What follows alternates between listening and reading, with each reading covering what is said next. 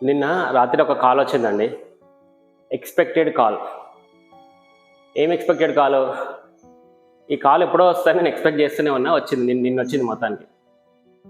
ఎవరి దగ్గర నుంచి అంటే మా ఫ్రెండ్ దగ్గర నుంచి.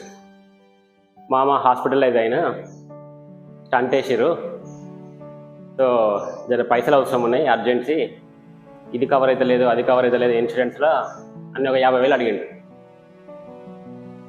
సో ఇది ఎక్స్పెక్ట్ చేసిన. దిస్ ఈజ్ వాట్ ఇది ఎక్స్పెక్టెడ్ ఫ్రమ్ మై ఫ్రెండ్.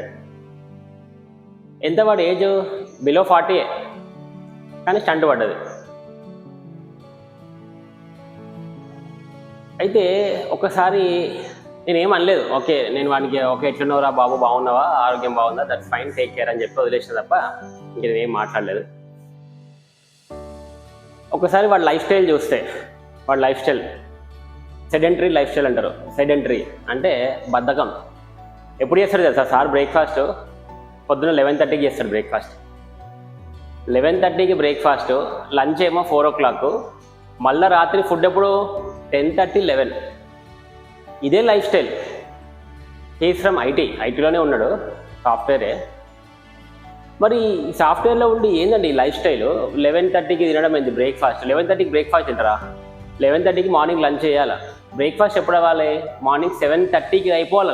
నార్మల్గా అయితే 7:30 లోపల అయిపోవాలి బ్రేక్ఫాస్ట్. మనోడు 11:30కి చేస్తాడు పొద్దున. Lunch already 3:30, 4 o'clock, dinner 10:30. ఈ దరిద్రమైన లైఫ్ స్టైల్. ఇక దీనికి తోడు నో ఎక్సర్సైజ్. ఎక్సర్సైజ్ చేస్తే లేచేదే పొద్దున 9:30కి మార్నింగ్, పడుకునేది లేటు. ఇంత దరిద్రమైన హ్యాబిట్స్ ఉన్న తర్వాత మరి స్టంట్ పడకపోతే ఏమవుతుంది? అసలే ఒక సైడు మనం చూస్తున్నాం, మనం తాగే పాలు, మనం తాగే మిల్క్, వాట్ ఎవర్ మిల్క్ కానీ ఆయిల్ కానీ, ఇది ఆల్రెడీ కల్తీ అని ఒక సైడు సినిమాల్లో చెప్తూనే ఉన్నారు. ఎంత వాటిని న్యాచురల్ అది ఇది అని ఎంత చెప్పినప్పటికీ దానిలో ఎన్ని కలవాలో అన్ని కలుస్తున్నాయి. అవి మంచివి కావు, కానీ మనం తప్పక తాగుతున్నాం.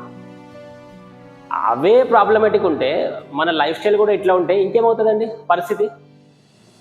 ఇప్పుడు ఏం చేస్తాడు ఇట్లాంటి పీపుల్? లాస్ట్ మినిట్లో ఫోన్లు చేసి ఆని 50,000, ఈయన 50,000, 1000 ఇట్లా డబ్బులు అడగడం స్టార్ట్ చేస్తారు. సరే, డబ్బులు ఇచ్చినామా ఇలా పక్కన పెడితే, కానీ ఇది ఇబ్బందే కదా. ఇప్పుడు నువ్వు తెచ్చుకున్న ప్రాబ్లంకి పక్కోడు డబ్బులు ఇవ్వకపోతే అది ప్రాబ్లం వాడదవుతుందా? నీకు తెలియదా? కూర్చున్న కొమ్మని నరుక్కున్నది నువ్వు. నీకు ఎట్ సైడ్ నీకు తెలుసు ఎప్పుడో ఒక ఈ ప్రాబ్లం వస్తుందని తెలుసు. నీకు తెలుసు, మీ ఇంట్లోకి తెలుసు. నీ ఫుడ్ హ్యాబిట్స్ చూస్తే ఎవడని చెప్పొచ్చు, నీ బాడీ చూస్తే చెప్పొచ్చు. ఏది ఆ బాడీ ఏంది? ఇది కుస్తీ పోటీలకు అవుతున్నాం మనం ఏమన్నా? కుస్తీ పోటీలకు ఏమన్నా దారా సింగ్ ఉండే కదా, కోడి రమణమూర్తి, దారా సింగ్, ఇలాంటి వాళ్ళు కుస్తీ పోటీలు ఉండే. నువ్వు అదా చేస్తుంది. ఐటీలో ఉన్నప్పుడు ఎట్లుండాలి? ప్లాన్డ్గా ఉండాలి. బాడీ పెంచేసి ఇప్పుడు వాళ్ళకి ఇద్దరు చిన్నపిల్లలు. లక్కీగా స్టంట్ వేసిండు వాడు. అదే ఒకవేళ ఎక్కడనో ఉంటుంటే మనిషి పోతుండే. అరే, ఈ మాత్రం కూడా కామన్ సెన్స్ తెలియకుండా, ఈ మాత్రం కూడా చేయకుండా ఏం చేస్తాడండి? ఐటీ జాబులు చేస్తాడు, పెద్ద పెద్ద సాఫ్ట్వేర్ జాబులు, లక్షలు సంపాదించి కూడబెట్టి పోతావు. 40 ఏళ్ళ లోపలనే పోతావు. ఏం ఫాయిదా? నీ పిల్లం ఇంకొకటి చేసుకుంటుంది అంతే, అందుకంటే ఏం జరగదు మ్యాక్సిమం. సో నేను ఎందుకు చెప్తున్నా అంటే, కొంచెమైనా చేయండి. ఒక డైలీ ఒక 15-20 నిమిషాలన్నా ఎక్సర్సైజ్ చేయండి. మీ క్లయింట్ ఎక్కడ చచ్చిపోడు, క్లయింట్ ఎక్కడికి పోడు, వాడు మాయమైపోడు. నువ్వు కాకపోతే ఇంకొకటి చేస్తాడు. మ్యాక్సిమం నీకు పర్ఫార్మెన్స్లో టాప్ రేటింగ్ వచ్చేది అబోవ్ యావరేజ్ వస్తుంది. That's okay. నువ్వు టాప్ రావాల్సిన అవసరం లేదు కదా. నువ్వు కాకపోతే నీ క్లయింట్కి నీలాంటి వాళ్ళు 1,00,000 మంది ఉన్నారు, కానీ నీ పిల్లాంకి నీ పిల్లలకి నువ్వు ఒక్కడవే కదా. ఈ చిన్న కామన్ సెన్స్ తెలియకుండా ఏం చదువులు అంటే నాకు అర్థం కాదు. ఎందుకు చదువుకున్నారు, ఏం చేస్తున్నారు? ఇంతసేపు క్లయింట్ దగ్గర ఇష్యూ రావద్దు, ఎస్కలేషన్ రావద్దు, ఇది రావద్దు, అవసరమే లేదు అసలు. నువ్వు ఒక్కసారి కంపెనీ వదిలేసినాక నీ క్లయింట్ నిన్ను లైఫ్లో కూడా నిన్ను గుర్తు చేయడు, కానీ నువ్వు పోయినాక లైఫ్ లాంగ్ నిన్నే గుర్తు చేస్తారు నీ ఫ్యామిలీ మెంబర్స్. ఇది ఇంత ఈ లెవెల్ కూడా తెలియకపోతే ఎట్లా? Common sense.